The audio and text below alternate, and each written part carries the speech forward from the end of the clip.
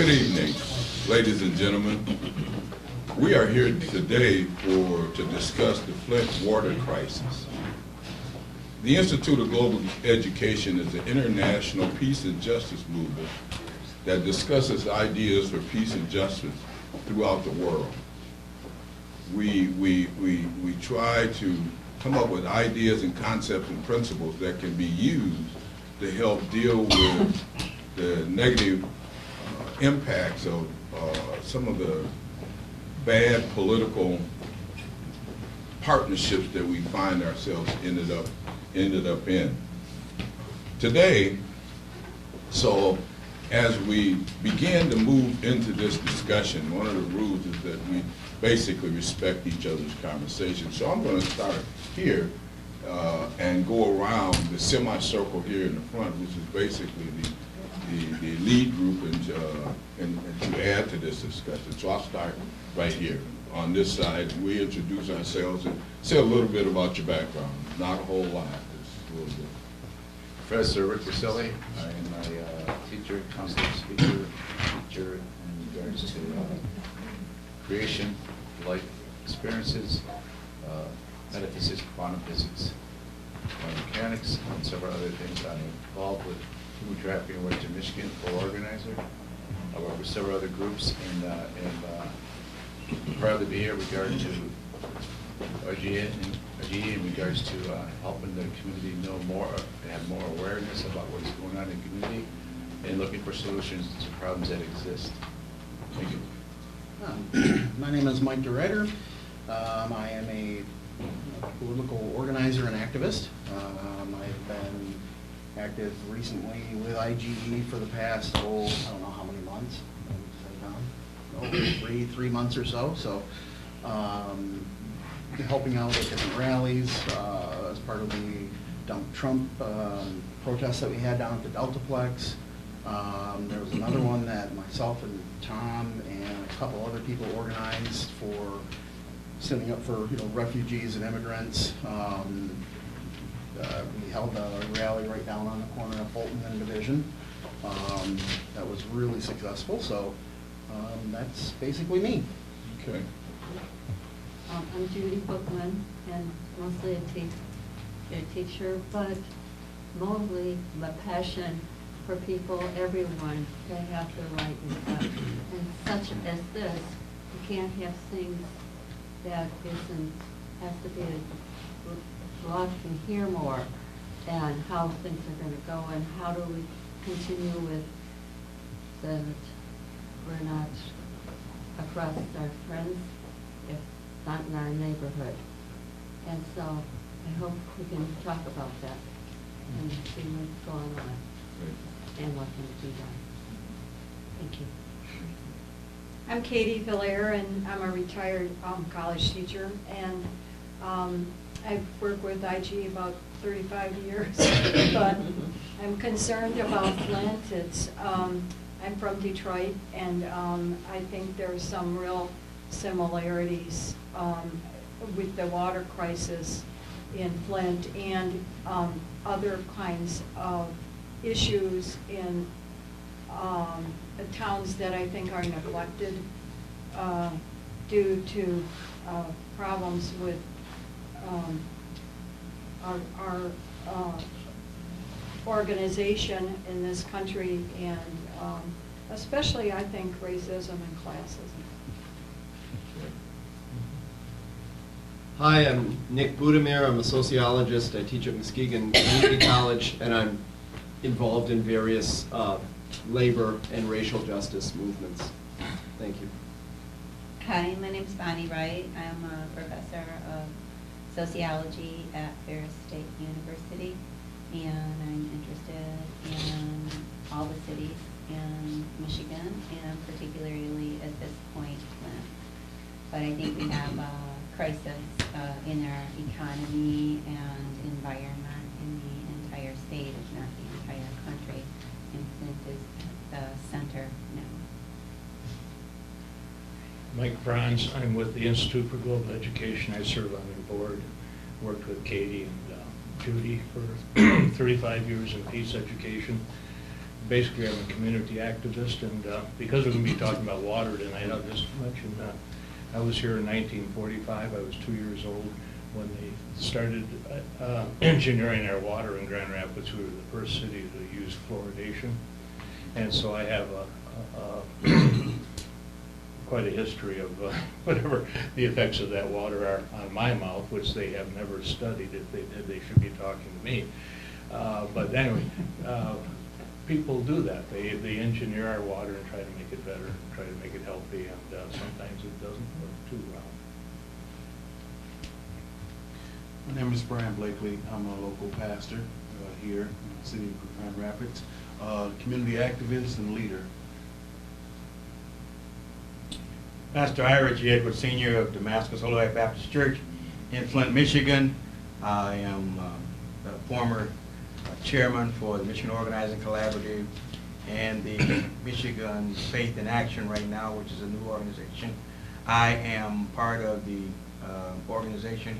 I was originally organizer for public safety, and right now it looks like I'll be back as chairman of the Michigan Organizing Collaborative.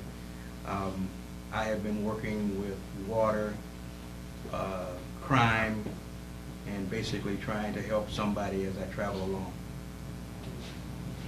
My name is Paul Mayhew. I'm a former county commissioner, leader of one of the leaders of the Voices Not Heard movement. Voices Not Heard movement is a movement, quasi-political movement that have helped change democratic structure in the state of Michigan. So, and then I am very concerned about what's happening in Flint. It just hurts my heart that things like this can happen in this day and age, and I put my American tie on today to highlight the fact that we're all Americans. And for something like this to happen in America is tantamount to really heresy. And nothing like this should happen in what we call a modern country, that people are treated less than what they call third world countries. So I'm very disappointed at our government, our state government, as we move on. So that's about it. Now, here at this point, I think that Chuck Neller, who is part of our group, has some nuts and bolts that I think should be talked about initially before we get into our further discussion. So Chuck, would you come and talk? The task I set for myself was to give the scientific and or technical background for the Flint Water Crisis, but the task turned out to be more complicated than I hoped. Some of the following strays into political science from strictly chemistry and physics, just so I can connect the dots in my own mind. And unfortunately, some of it's probably wrong, because the story is such a political football. We've all heard oversimplifications, half-truths, and propaganda, so please do not regard this as a quiz and shout out when you hear something wrong. Instead, please save your corrections and comments until I'm done. Our story starts in Detroit, which has supplied water to Flint for decades. Because of its own loss of business and population, Detroit has a great excess of water, high supply, low demand. Nevertheless, over the last 10 years, they've raised Flint's water bill an average of 6.3% each year. Flint's elected leadership made what it considered a solid, sound decision that would, in the long run, save the city millions of dollars and give it more control over its destiny. And because it positions Flint as a wholesale supplier of water, possibly even enhances revenues for them. But it would take 2 years to build its own water system. Detroit's notice of termination of water service was delivered to Flint one day after the Flint Emergency Financial Manager signed to begin the project, and a week after Flint's City Council endorsed that agreement. Flint, realizing it was high and dry, needed to find an interim water source to keep things going until the new system was up. They hired a consulting firm which looked at several options. The one they chose was to use the Flint River as an interim source rather than Detroit. The EFM said the decision was made by the state. The former mayor of Flint says it was made by the EFM. That would save the city of Flint $12 million over 2 years. Not much of a bargain in hindsight.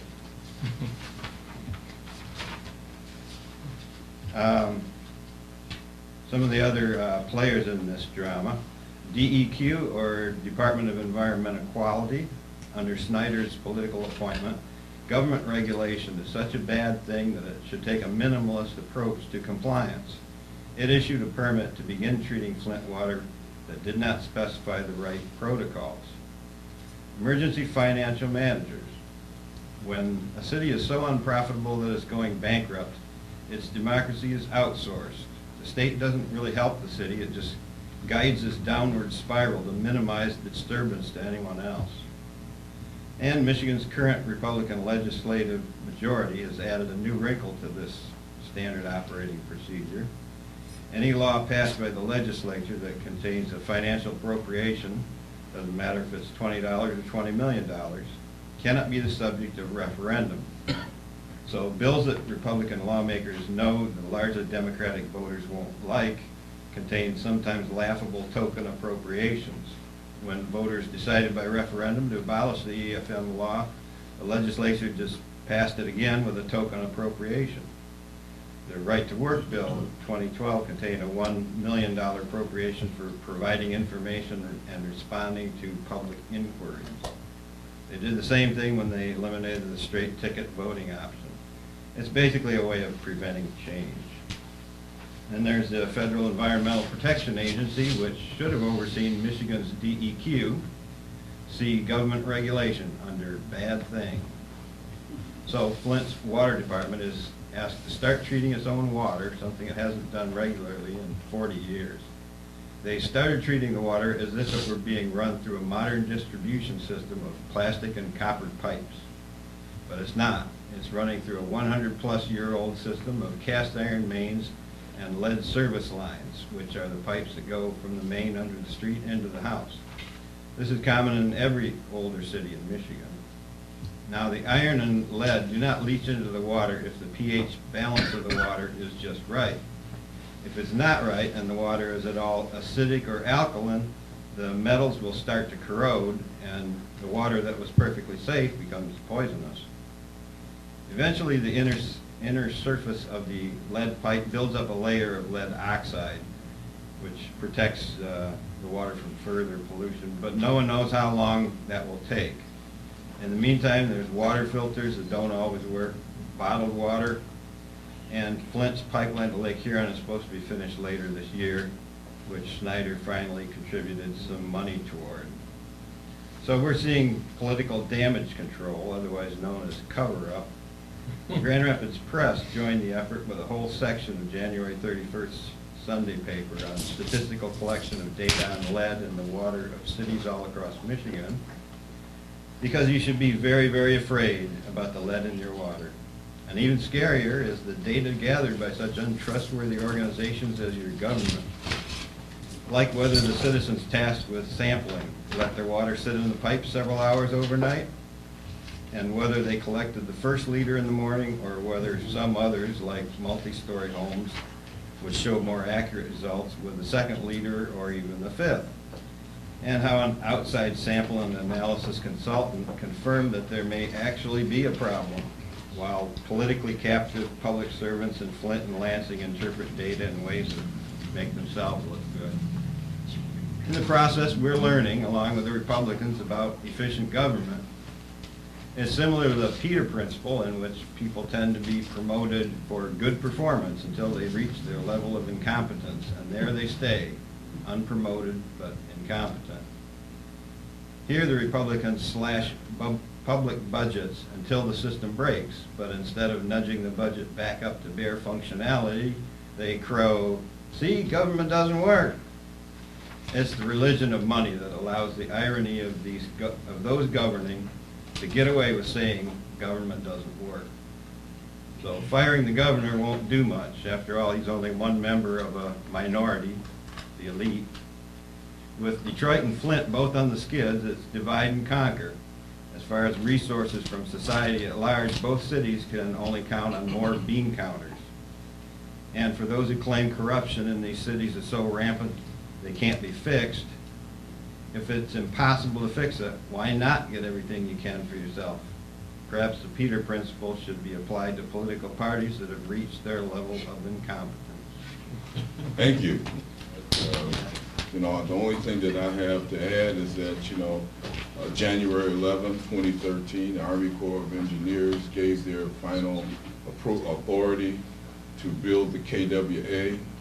April 12th, the Water Resources Commissioner Jim Nash and County Executive Bill Brooks Patterson came out against the KWA, which is the Carragandi Water Association.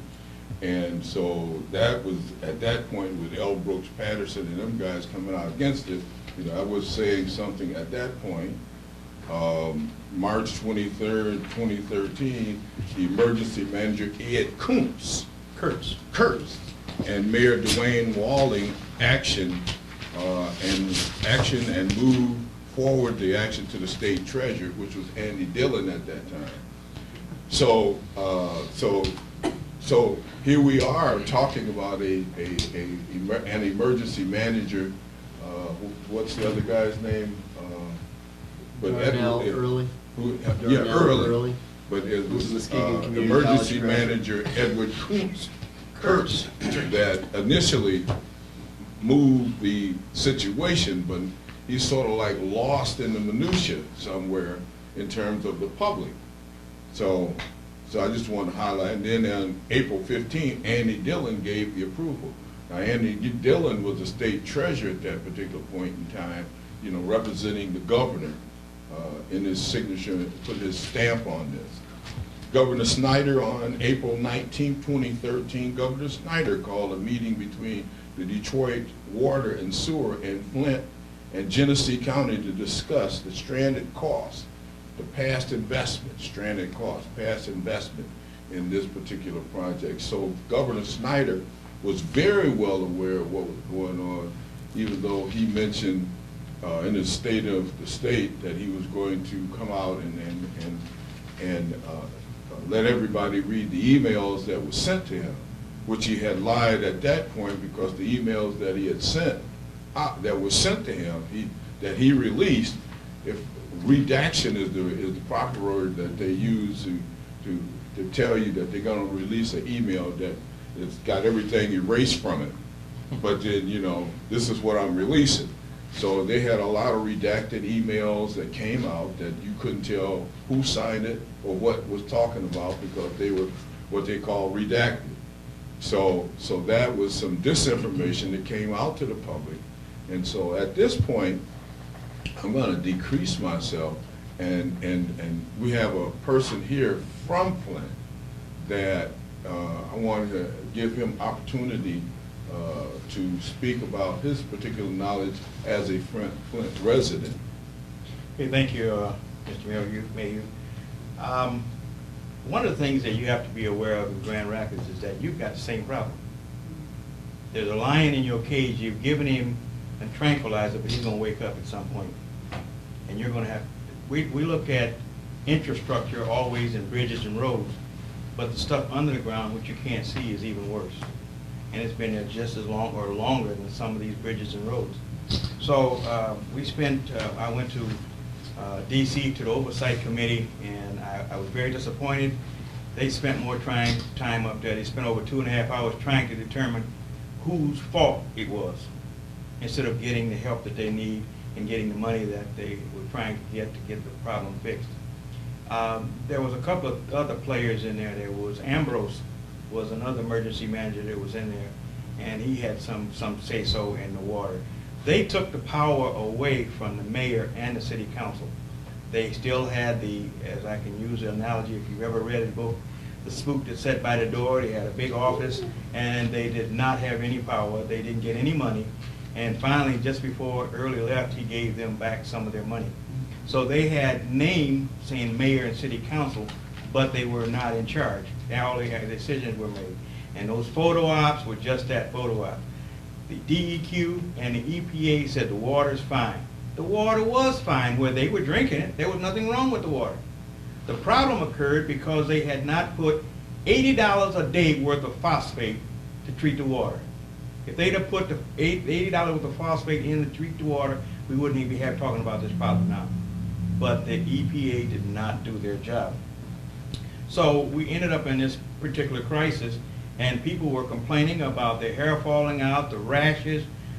We put so much chlorine in the water that some people were allergic to it. It was causing them to break out. We're still out on the Legionnaires. They think that that's part of the cause of the water. People's water, and because of the corrosiveness, some of the water was coming out looking like Pepsi Cola or burners. But they still were saying that there's nothing wrong with the water. Well, there wasn't anything wrong with the water coming out of the water treatment plant. But when it got to the destination where it was going, because of the corrosiveness in the pipes and what it was doing, it was. So we've been fighting about this for over a couple of years. Rumsfeld, who was the top man under Rustin, who was the top man under the governor, thought that they were being blown off. You know, they didn't consider it a problem. When you look at it, they'll tell you that the city council voted 7-1 to go to Flint River Water. Mm-hmm. They did. But the point was that when they voted that, they were already locked into 16 million gallons of water from the Carolina. Mm-hmm. They said that we need 2 million more gallons. Where are we going to get it from? They said Flint River. And they said, okay, we can go with that. There are times it spikes up to more than 16 million a month. So that's where they would have gotten it, but they never get to that.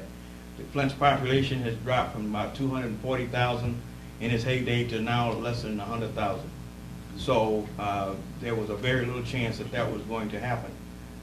Right now, there's some people being told that they're going to get shut-off notices for not paying their water bills, that they can't drink. Mm-hmm. Hmm. And so basically they're telling you that clean water is not a right that you have, it's a privilege. Just like driving license, good education. It's a privilege, not a right. So, and the thing is, I was telling people earlier, if you get your water shut off, you're already low income. Average income in Flint is about $24,000. Flint was the highest per capita city in the United States. It's no longer. The Flint right now is made up of about 67% minorities. Not just Afro-Americans, but minorities. So we've gone out and our group knocked on 7,000 doors to get people water, see if they had the filters, because there were some undocumented folks who were not opening the door for no one. So we had Spanish-speaking people go out and to meet with them and make sure they had, and one of the heartening things to hear was a grandmother that was taking care of her 3 grandchildren had been boiling water from day one. Mm. And as you boil lead water, the vapor is getting in the air and creates it. The other thing is that they're going through an exercise now of making sure everyone is tested for lead. Mm-hmm. If you've been drinking bottled water for 30 days, there's no lead in your blood, in most cases. It's in your liver, and your lungs, and your heart, and all the other places. And then we had a talk with the Surgeon General, and he said, the problem is that out of all of the people in this room, we all might have been poisoned by lead, but only 2 of us it'll affect. Mm. You never know who it's going to affect. And so that's why we're trying to get the extra funds to go further than the next 2 years or 2 days. We're getting plenty of water coming in. We got water coming up out of, the bazoo. Right. Everyone's bringing water. I just got water from Texas, and I got some water at our church from Georgia. Yeah. I even had a guy from Grand Rapids just show up with a truckload of water. And the problem is that we know this, in a few days it's going to run out. I was in New Orleans right after Katrina hit, and we had all of this help money going down there till Sandy hit the East Coast. Then all of that money and people left and went up to the East Coast, and basically New Orleans is the same way it was when I was down there when Katrina hit. So if Flint is just one catastrophe of something happening elsewhere else in the city, in the country, before it all leaves and goes. The money that they're putting out there right now to help pay for water bills, they're telling the people that money is only going to pay for 65% of your water. And they're going to give you credit. They're not going to give you money back. And if your water gets turned off, it's $250 deposit to get it turned back on. We're already $24,000 is all you make a year. Or less. And you gotta pay $250. So people are getting a chance to move out of Flint, they're taking it. There's some money available to move out of Flint, but Okay. you can move outside of Flint to get a home out there.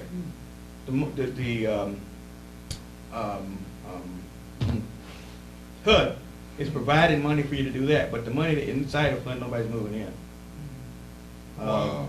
And I'm disappointed in Kettering. Kettering says there's nothing wrong with their water. Because Kettering is one of our largest universities, colleges in town, right? Mhm. So you don't want to say your water's bad because now people aren't going to come to your school. Flint has 9 colleges, universities in the city. 9. And they're down in enrollment.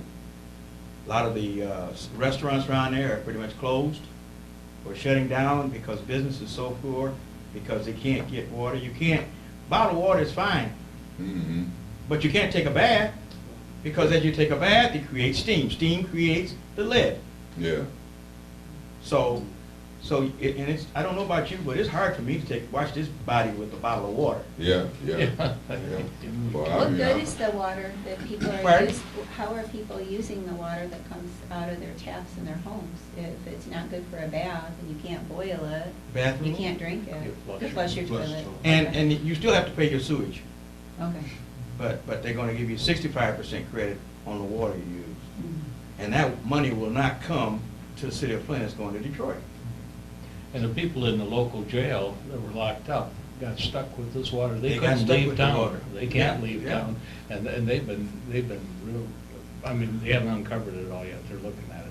Well, they finally got this to where they were serving bottled water and stopped it, but still that, they can't bathe, they can't do anything. And then the other thing is that Snyder sent in water to the Michigan office in Flint. He sent water into them before all this took place. So they knew that the problem was bad because they took care of their own people Mhm. by sending in water. But then they let everybody else suffer and stifled the national media or the statewide media from reporting on it. Mhm. And then So- GM knew too, and Yeah, they got so- out of it. Well, GM said they was and- rusting their tools and rusting the engine, so that, they were saying that, we're gonna quit using it. That was the key, number one. The second thing is, a lot of people don't mention, the pipe that came from Detroit to Flint, Early sold it to the county for $3 million. So we no longer owned it. We had to get approval from the county to even use the water pipe to come back to Flint. Now, was that the Great Lakes? Because what I read is they took the Detroit sewer and water and busted it up. And one was Detroit and the other was Great Lakes. Well, Great Lakes was the same as Detroit water and sewer. And so then they began to use Great Lakes water and sewer as opposed to Detroit. But they both were actually the same thing. Same thing. And all of the towns around Flint basically stayed on the Detroit water system.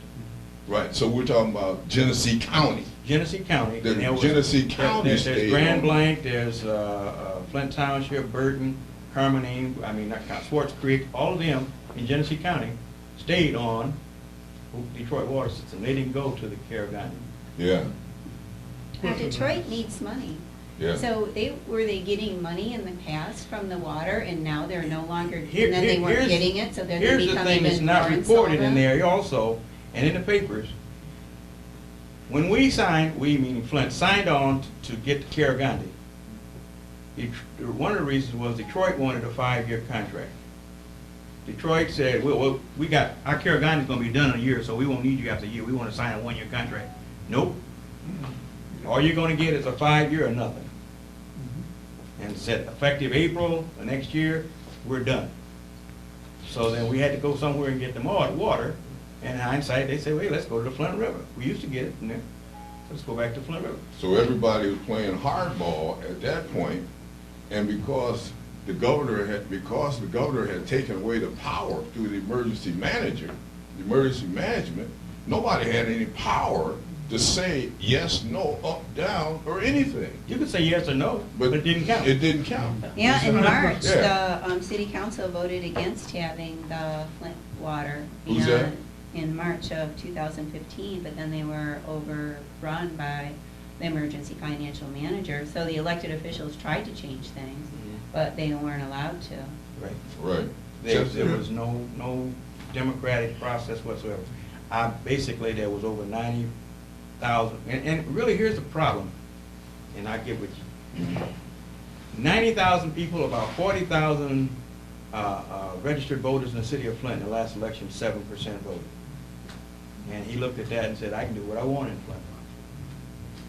Yes, sir. My question is about Port Huron. Didn't Port Huron have some offering to Flint for the water? They were part of the Carigandi, coming from Port Huron, same water. When you get water from Detroit costs more to get water than it was going to cost to get it from Port Huron, because water does not run uphill. So they've got to pump the water from Detroit all the way to Flint, so that costs more. And so with the Carigandi, it was basically coming straight across. Pastor, I have a question.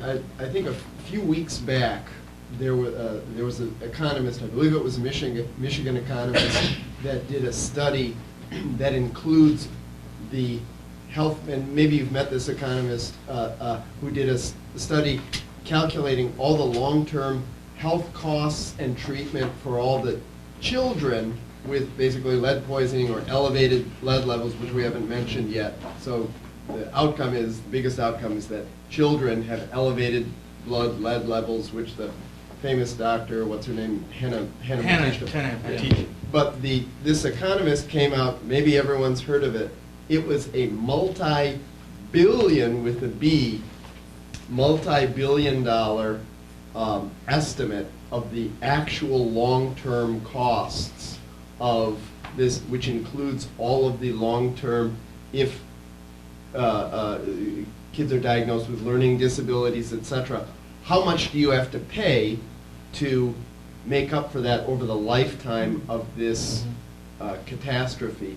Do you know more about that? Because I only know about the line item, that this economic analysis. According to the information we received from the Surgeon General on Tuesday, is that they want to put the money there because we don't know how many kids are going to be affected. And what they're doing is they're putting additional money, or they're trying to get in WIC so that they'll be able to buy. They also already know that iron, calcium, and vitamin C combats the lead, and it finally will get to the point where it almost nullifies it. But you can't get that from Family Dollar. Because you guys are under a food desert. There is a food desert. So the Flint now is a food desert, so there's no nutritional water, no nutritional food within, what, 2-mile radius or 5-mile radius of the city. There's no nutritional food anywhere around. So now, with this situation going on the way it is, you know, you got everybody absconding and leaving anyway if they did have nutritional food. You know, people who don't have money, who don't have resources, don't have food, are not people who feel empowered to vote. So I feel, I know you weren't doing this, but I feel like blaming the people of Flint for not voting seems unfair, because what did their vote ever do for them anyways? You know, and I think that it's hard to get out there and feel powerful when you're in that place. Well, I mean, you know, so that's moving into the political part, but, you know, from a political standpoint, you know, if you've been depressed, you know, you got a large African-American community. Let's lay the facts on the road. So you got a large African-American community that's hit on the left and hit on the right. Now the hits on the left, which is the Democratic side, you don't get a lot of exposure to those hits because you got a Democratic base. But they're just a bad a hit as getting hit by Snyder and them. So now, huh? Go ahead. Senator. Yeah. Snyder's the senator. Yeah, Snyder's the center right now, but you get the African Americans and the poor people of Flint were getting hit from both sides. So you had General Motors and the UAW, which just contributed $3 million to the pie, But $3 million in regard to the damage that you've done, you know, is a pittance. It's nothing. Talking about the you know, how much your vote actually matters. I remember the emergency manager law in its first form when it was there, and I remember on TV everybody saying, my gosh, you know, do you understand what this means? You know, they could totally do away with your elected officials, and this is terrible. Well, we voted on that and said, you know, we don't like that. Right. We reject that. And so, here's an old article, Snyder signs replacement emergency manager law. We heard, recognized, and respected will of voters. Awesome. So what they did, the new law, which includes an appropriation making it immune to referendum. Yeah. You can't get rid of it. Also allows emergency managers to break union contracts if negotiations fail. Controversial power typically reserved for municipal bankruptcy proceedings, but basically what they did, they said, oh, we're going to give you, you know, choices. Now you have options. Yeah. It's almost like, well, okay, I'm a prisoner and I'm sentenced to death. Well, that's wrong. We get rid of the death sentence. Okay, well, we're going to have this, and we're going to give you some options. Yeah. You know, you can either die by electrocution or hanging or what's the difference? Whatever. Yeah, so they have a starvation choice. or whatever. You know, so it's like, yeah, you're basically telling me I have a choice, but in reality, I don't have a choice. Right. So my vote, I remember voting that, and that was one of the things that really, really made me upset. And take my current path in life. So. Yeah. In fact, I worked with that particular group that we went to Snyder's house. We nailed stakes in his yard. And we definitely made our presence felt up there at Snyder's house. And but then when they took away what we had done, I mean, it's like, what do? You mount, we had thousands of, look like a couple thousand people or more, but can you mount that again? And now at this point, you got to do a statewide referendum and do a constitutional amendment. See, and so they said, well, do you vote? Oh, well, we're just gonna set the bar higher. Yeah. Yeah. Yeah, I'm So angry if a about person that. is, if you go and talk to a person and you get them to be conscientious about their vote, then you got a group out there that said, let's set the bar higher because we don't need those poor people voting because we want to stay in power. But then you ask yourself, are there any conscientious people that have money? That's the question. If you got money, do you have a conscience? It's like debtor's prison. Yeah, it is. And the thing is instead of like just being put into prison, you're in prison in your very own neighborhood, and they don't allow you to have the same rights that people who have more money. People think, and I have talked to people who think somehow the city of Flint officials are immoral because they're bankrupt. That is not immorality. It's just a thing that happens when businesses leave your community or they don't pay taxes. You become bankrupt. And that's not the fault of the people who live there. They aren't immoral. Just because you're a citizen of an area that becomes poor, does that mean your kids don't deserve schooling? It's like making it as if the people who are poor are somehow at fault, and we're going to punish them for being immoral people. They don't get water. They live in a food desert. The state has declared that it doesn't even have the obligation to give quality education. This should be against the Constitution of the United States. How it isn't is amazing to me. So I've been searching to find out, is this against the Constitution of the United States? The only thing I found was a little article in the Atlantic Review that said that some group of people in Michigan, who I don't know who they are fighting it and saying that it's against the Constitution of the United States. But how can it be not? How can it not be against our Constitution to take away our right to vote? One of the, go ahead. Go ahead. You finished up because I'm coming from a whole different perspective. Okay, you talk about the people governing themselves and getting themselves into bankruptcy. Well, start back up at the top. The revenue sharing, everyone pays taxes, right? Good, yes. Everyone pays taxes. Oh. We send that money to Lansing. Lansing Yes. sends money back to the city so that they can have firemen and police and run the city. He cut it. Gave that money to businesses so they were going to create some jobs. Yeah, Then he turned around and he said, the federal government sends us money back to give for earned income tax credit. right. Earned income tax credit is not for folks that don't work. It's for the people at McDonald's, it's for the waitresses, the people that are not making a wage so that they can live off it. And he says, you get 20% of that, I'm going to cut it to 6% and give it to the businesses because they're going to create better jobs. Yeah, He can't name one job that's been created because of it. right. And he and I worked on a coalition that worked on that earned income tax. Yeah.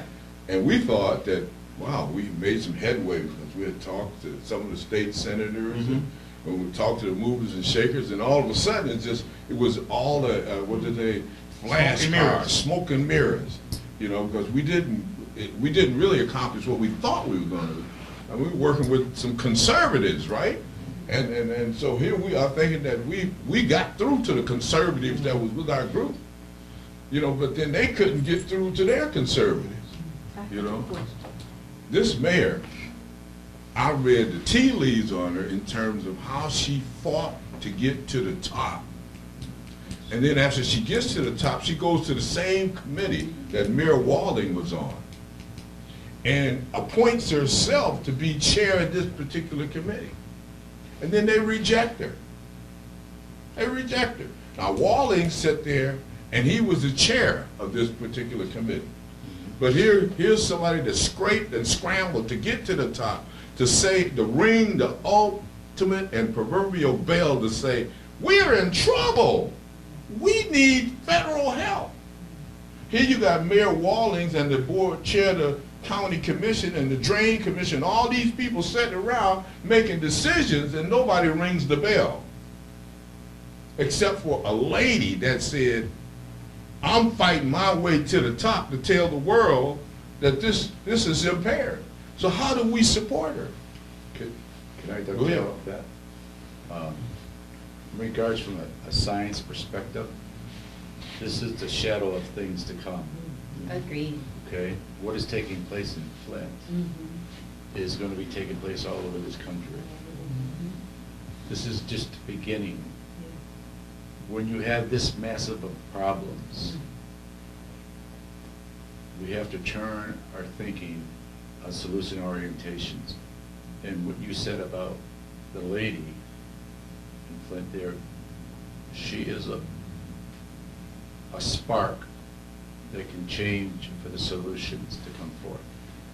However, the solutions that come forth, because of the infrastructure of not only Flint but of America, is so deep in it can never be handled on a city level. It must go to a federal level. It must go to a national level. And it must be rised up from the people coming in unity and integration, starting with Flint as the example and her sparking it. It can happen. You can bring, excuse me, you could bring much change, not only in Flint, but you can take Flint, and you're talking about billions of dollars, lawsuits and everything, at such a massive scale, it's just not even thinkable. What you need to do is take the people out of Flint, from the national level, with the people of America, starting with Flint, and the lady as a spark, they'll come forth and bring the people up out of Flint, take Flint, level it, and rebuild it. Wow. That's what they want to do. Wow. That That is what they want to do. There is a movement to make north end of Flint a gated community. Oh. Genocide. Yeah, what has to happen is Flint see the solutions within the problems. And Flint's a perfect example of that. They're coming forward and set it for the rest of the nation. I think that what's happening here is that Flint is primarily a minority community, just like Detroit and Benton Harbor, and we're seeing the emergency financial manager taking over these areas, and white people are going, it's okay, it's not us. Well, it is us, it's all of us, and what we're seeing is a loss of democracy for anybody who's weak. And as always, it starts with the weakest group and then rises up to where there's people who have rights and people who don't have rights. And we're slowly being accustomed to accepting it. And we need to all fight back and say, it's our problem, I am Flint. It's the integration of, it starts in Flint, but we back up Flint as a country.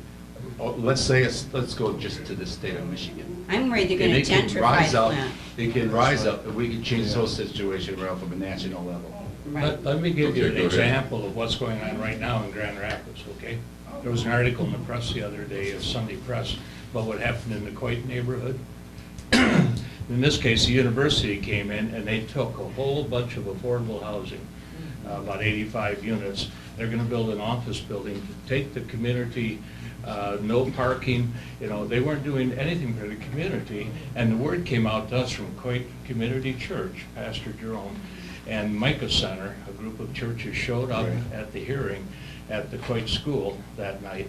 And we told them what we thought about their, you know, friendly, neighborly way of taking over the community and running it for the people there. And they listened.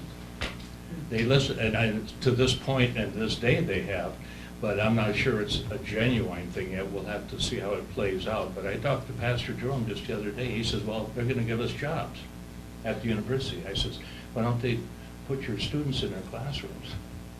You know, they owe you that, and they owe you parking, and they did say they were going to build some affordable housing in the area to replace what they took down. But it took, you know, the people had to stand up right in their face and say, no, you're not being a good neighbor, and don't say you are. And that's the kind of thing I think you're talking about, because that could happen in any community, and is happening. Absolutely, all You know, across the country. Because they want a medical mile and a classroom thing, and they're just taking over parts of the city. And where are the people that are affordable and living there, their lives, their neighborhoods, their schools? Are they refugees gone. now? They're basically You know? rendered, they're basically rendered as refugees in their own neighborhood. Right. In their So- own country, In they're their own refugees. country. Talk about They're internal refugees. colonialism. Does anybody have any information in regards to Nestle, the association with Nestle? Oh, And I want to say I've been following the stocks. It's really amazing that this pain, people are benefiting off of others' pain. It's I can't fathom the thought as a parent having to tell my child, you can't take a bath tonight because it might make you sick. Yeah. You know, and then I wonder about gentrification. I wonder if 68% of Flint was Caucasian, would it be happening? I wonder if this is a more structural slavery. And this is the reality being an African American person. It comes down to race and class. And Today it is Afro-American cities versus establishment. After we get you out of the way, it's going to be the poor, whites and others, Exactly. against the rich. You know, and that's what it's going to come out. Agreed. If I can get away with it with them, then I'll move up to the next class, next group. And you're right, because, you know, when you hear a middle class, like in Kentucky, I'm gonna use a different analogy. In Kentucky, there was a man that voted for the new governor that didn't like the Obamacare. And he says, well, take away that Obamacare, because I don't need it. Then they come to find out he was on Obamacare. So when they finally took it away, he says, I lost my insurance. Well, you're voting conservative and you poor. Now, I worked over in Cherry and Sheldon Street. All the poor people in the town live in Cherry and Sheldon. And I'm a county commissioner for 20 years. And over there, you got people voting straight Republican. Now, there's nothing wrong with how you vote, But you need to think about your own pocket and your own situation, your own health care. So I'm gonna vote for a man that's gonna take away my health care. And then when I lose it, I'm gonna say, what happened to my health care? The point is that we need to educate our people. And the thing is that we tell people in Flint, there's more power in the people than there is power in the people that think they're in power. Right. My friend over here mentioned it, and I think it's worth mentioning, just reading the actual cities in Michigan that are under emergency financial management, including school districts. So the city of Detroit plus Detroit Public Schools, which has been divided up, partially privatized and regionalized, and we've had, you can read about multiple scandals there. That's parochiaid 101. Yeah. Parochiaid. Yeah. Which started in the when the parochiaid started, about 1980, 1970 or 80. Catholic Central. It started at Catholic Central. And I'm going to go back to you because I'm interrupting you a little bit. But it started at Catholic Central. And because society said that we're paying our taxes and you're not receptive to us paying our taxes, we want some of that money to come to us. That's what was the beginning of parochiaid. So then the city government acquiesced and began to give some of the state monies to the private schools, parochiaid. And so now then they came up with the voucher system, which was ran by Jay and Rich DeVos. So now the voucher system ultimately helped to manifest the ultimate parochiaid that we have now, where the public system is invaded by the private system. And in Grand Rapids, we do the public-private thing all the time. So let me stop and go back to you. No, wonderful, Paul. I mean, just listed, point one, list of the cities. Detroit, Detroit Public Schools, Flint, Benton Harbor, Pontiac, Muskegon Heights Public Schools, Highland Park, Allen Park. I believe those are every single one, with the exception of Allen Park. I've looked it up because I've used the census. Every single one is either 50% or more African American city. Allen Park is 45%. I looked that up. This idea of it being, at least in part, racially motivated out of some sort of racial inequality or racism, I think we have a good prima facie case.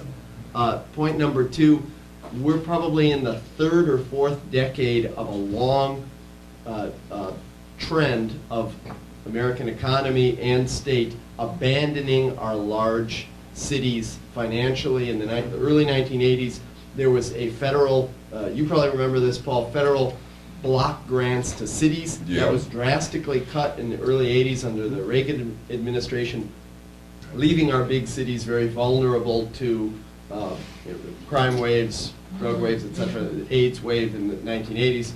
But we've had about 30 years of lack of public investment and lack of private concern in the form of good jobs for our large cities, and Flint has probably suffered more than many. Detroit certainly is sort of a #1 case of public and private abandonment of the city. Our rural areas aren't doing well either. Yeah, and maybe just third piece that was brought up by, and then I'll be done. Third piece, the huge lack of attention and investment in infrastructure. Two small points. Bernie Sanders is calling for something like $1 trillion, with a T, $1 trillion investment in infrastructure, possibly over 7-8 years. There was a professor of public policy on NPR the other night who said that the American Society of Civil Engineers says that what America needs just for bridges, roads, and other infrastructure is get 3.7 with a T trillion over 7 years. So that kind of gives you an idea of what kind of level of public investment we need just to fix regular America, let alone taking us into a, some new better America. So, Paul, thank you for the time. So anyway, so when we talk about, somebody brought the subject of revenue sharing. I did. See, the whole, as a county commissioner, we sat and watched them take away revenue sharing. When they took the revenue sharing from Detroit, the state owed Detroit over $100 million. So then they took away revenue sharing, which was money that was supposed to come to Detroit. But then they created a situation that took that money and declared them in an emergency situation and took them and said, because you can't pay your bills, we're going to get you an emergency manager. But mind you, they took the revenue sharing where the Detroiters had sent money to the government. We expect a return on our dollar. And that didn't happen. So, but then, you know, so as we begin to move to the close here, we can't move to the close without talking about fracking. Fracking on July 24th, interview with Flint attorney Alex Gill about the state takeover of Flint and why it happened and the damage that by that point was already underway. In a discussion, in a great discussion, and because Gibbs got into depth, got a lot of depth, not only about what happened in Flint, but the history of the emergency manager law. I find myself revisiting our conversation often. Well, when reading through it this afternoon, I found something interesting that I hadn't noticed before. Toward the end of our interview, Gibbs mentioned that the decision to move Flint off Detroit water and instead build a pipeline from Lake Huron was likely made in part because Snyder and the Republicans wanted to bring water west from Lake Huron in order to service a fracking operation. So here comes fracking. Here comes oil, natural gas. So I just wanted to, before we close, and so we're going to go try to get final statements here. And you know, you and I are not going to make a nickel off of fracking. we ain't going to make a buck on We're it. not going to make a nickel off. Not a buck on it. Yeah, it's not good for us. Mm-mm. I don't even Pain want the comes at a money. price. Huh? Pain comes at a price. But there should be Doesn't somewhere have to. in America that there's a group of people that are of goodwill. Yeah. Even if they're on the other side of us. There should be somewhere in their heart that there is goodwill. There should be somewhere in their heart that there is goodwill. You gotta change the system. We gotta change the system The from the bottom systems up. have to go. So we got a couple of housekeeping things we're gonna do. We got a young I lady. have one thing to say, though. Go ahead. What is aside is this, that we're not laying down. We're talking about it. We're going to leave, and we're going to talk to other people. And we got to keep doing that. That's right. And that's what it's about, right? Right, that's what it's about. Not against each other, but talk about it. Okay, so let me start over here, and then we'll just kind of move around Can I?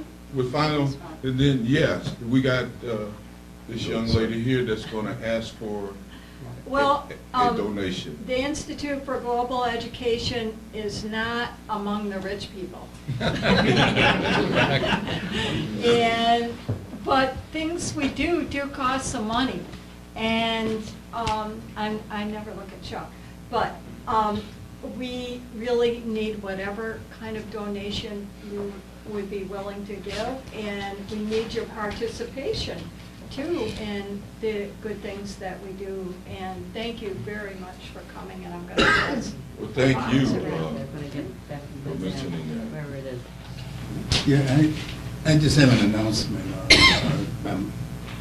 Thank you very much for coming from Flint here. I appreciate that. And you were mentioning about the importance of doing something here and connecting what we're doing here and that. We have a little event coming up March 29th at Grand Valley State University. And someone mentioned Grand Valley State University eliminated a community. and I did a research project called Young Lords in Lincoln Park, 120 oral histories of a community in Chicago that was the neighborhood of the first Puerto Rican immigrants that was completely displaced. So recently I started working on a project here with Latin American Services and the United Methodist Community House. So far we've interviewed 46 people and we intend to interview a few more, but it was accepted by the Kent District Library, and on March 29th we're going to Grand Valley because I have the other research project there, but it's related to gentrification, it's related to displacement, it's related to Walthy Street. It's interviews with people that have been living in this area 30, 40, 50 years, at the seniors. It's interviews, it's called Community House Senior Histories. So it's a way, President Tom Haas is going to be there, and some other dignitaries are going to be there from the Grand Rapids Public Schools Board. Tony Baker is going to be there. So the Institute for Global Education has endorsed it.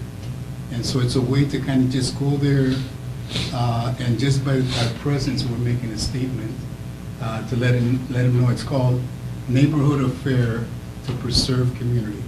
So we're using oral histories as a way to talk about gentrification, displacement, and I see the Flint Water issue as a way of, they want us out, just like New Orleans, they want us out of the inner city. They want to kick us out there. And so they really don't care. Right. They really don't care if they kill a few of us, and that terrifies us and we move out of. I mean, it's collateral damage anyway. Collateral. But anyways, March 29th, and Grand Valley State University will let you know more. Could you send us an email? I'm definitely going to send an email through IGE. I guess the only thing I want to say is, if, say, in the end, the people responsible are held accountable and they're taken to court and jail, and just the other day, the guy from the Freedom Industries that poisoned all that water down in West Virginia, his sentence for doing that, poisoning 300,000 people's water, was 1 month in prison and $20,000. One whole month. And so the thing I like to think about is, say if Governor Snyder is found accountable, or somebody's found to be guilty in doing this, think about what's probably not going to happen with them. And to me, that makes me want to get up and march and try harder and make people listen to me. Because that's the only thing. They don't listen to votes. They don't listen to the 5,000 votes, like you said, that they had. They can do whatever they want. But when you stand up and you march and you get up in their face and say, look, I'm not going to back down, that they listen to. Okay. Yeah, I want to, all due respect to what you said, the problems that exist, and this is the start of many, I really do see this. It's like I work with prisoners coming for reentry program society with the Grand Rapids Police Department and so on and so forth. The sentences, or who's to blame, really is irrelevant to the aspect of where we're at in the now moment with this going on. Whether they get a year, a month, or 10 years, 20 years, I'm not saying it's not justified, I'm just saying those are not solutions. What solution is, like she said, presence.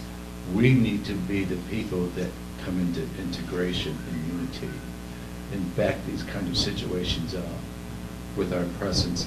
In the government, the people in official office and so forth, we can change that. But we're not going to do it unless we join together and we want the desire. But things like what you just read should give you enough anxiety within yourself to say, you know what, we've had enough as a people of this country. And this starts right here in Michigan. Michigan's the hand. You can raise that hand up and it could affect everybody in this nation.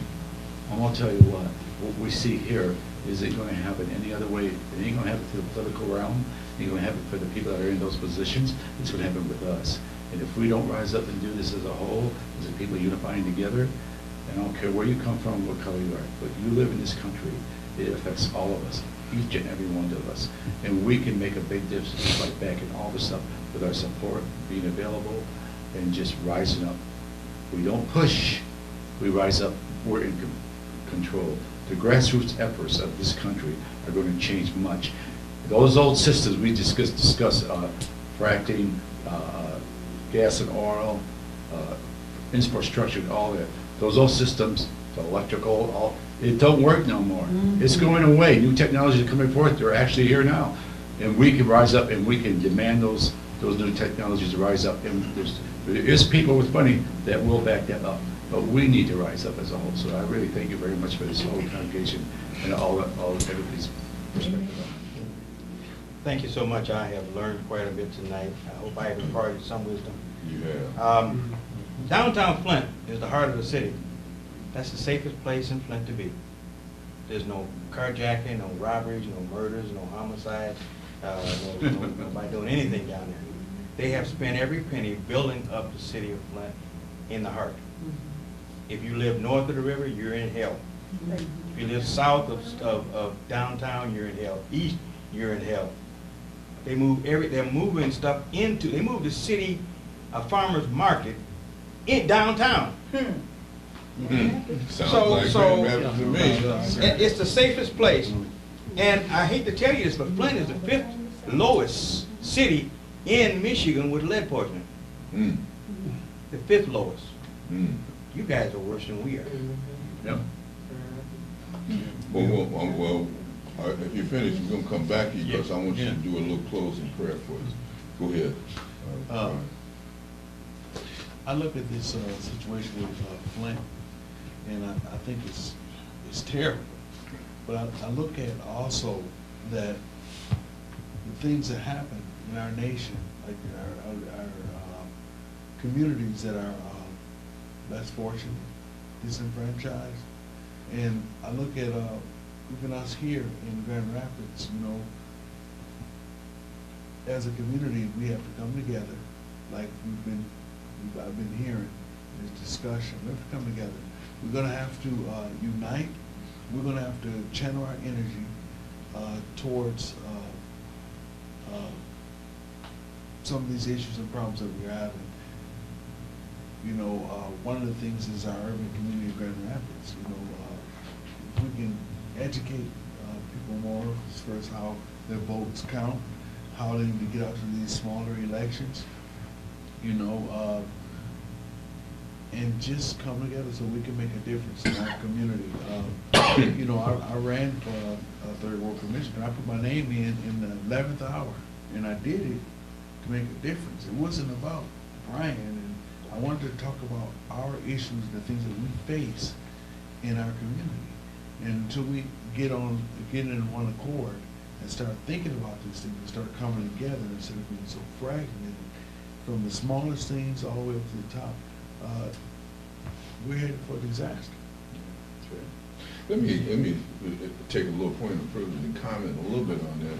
You know, as a former elected official, you know, I've watched people come into power, and what happens is the smell of the coffee. See, the seasoned politician that's on those boards and stuff says, whoa, let's take them to our house. You want to look at our swimming pool? You want to look at my nice this and nice that? So you get smooshed. You get smooshed. And then you don't know that ultimately there's going to be a low blow to you. Is that you're going to end up saying, well, I want to be like them. They got this big house, and they got this big car, they got this swimming pool. And then there comes a process of you not thinking about where you come from in this neighborhood. Now, I'm going to say that, and I'm going to move on. It's called a fur line trap. Yeah. Go ahead, Mike. Just on the hopeful side, the IGE Talks is broadcast every Thursday night, even while we were recording tonight. There was a program on it, a good one too. on GRTV, and people can access it there. They can go to our website, IGE Talks. They can dial in this program or any of our past programs. But what we're trying to do here is bring these issues of peace and justice to the community and educate them. And if you want to do one thing that would really help tonight, when Chuck will have this up and edited and running maybe by next week, we'll know. He'll send us a message. Tell people about it. Go to Facebook, like us, you know, watch the programs. And if you want to give us some money for what we're doing, that's fine too. But I want you to know that we're trying to make a difference, and we've got to get more people viewing this program. And that's where that's where it begins to spread. You aren't going to get this from the corporate media. They're not interested. They weren't here tonight, were they? We're here. The people are here, okay? And that's fine with me for now, okay? Yeah. But it is about the awareness. It is, Really, absolutely, yeah. Yeah, every living person is a treasure. And what I mean by that isn't like just pretty words, but we're the creators of wealth and beauty. And so that means that we're the ones who make things that people eat. We're the ones who make it so that we have lights. We're the ones who do all of this. And what's happening in our nation is a lack of respect for human life. And so we're not investing in our infrastructure, but what that means isn't just buildings and bridges and water. It means the humans who use those things are not valuable to those who have. And then we're torn into, you know, kind of brought into this and told some people are more valuable than others. When everyone's of value, and everybody is of value in a real monetary sense. You don't even have to put money on it. You can just talk about, well, who's going to be a teacher? Who's going to clean out your garbage? All these things have to be done. And then you add money to it, then their money that they earn ends up being spent where somebody else is doing something, and so on. And so this like austerity politics isn't about saving money or being frugal. It's about killing people and killing our future. And so we need to be mad when we hear that other people, other children, other elders, other anybody we don't know are going without. That means that our country is being devalued because they're being devalued and they're our wealth. Just a question for Pastor Ira. What should people do immediately? Should they still be sending water bottles and stuff to Flint? Water is not as much of an issue now as financing is, because with the water is great, but you don't have sanitation. You need baby wipes. You need hand cleaners. You know, even in school, you want to wash your hands. You can't go in there and pour a bottle of water and wash your hands. You get out of the bathroom. So you need the hand sanitizer and those kind of things.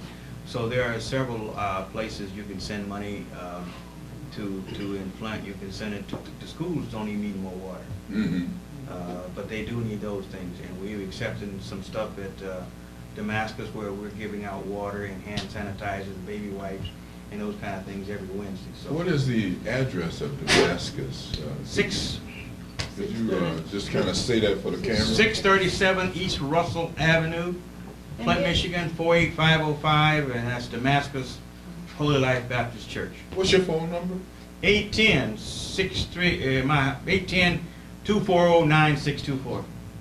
And let me just add that a lot of people don't think about the infants when they are bringing in the water. There's certain water that it takes to make infant formula. Yeah. And because I know I'm a grandmother and I know that my daughter used certain water, some of the infants cannot use that water to make their formula, even the water that they're bringing in.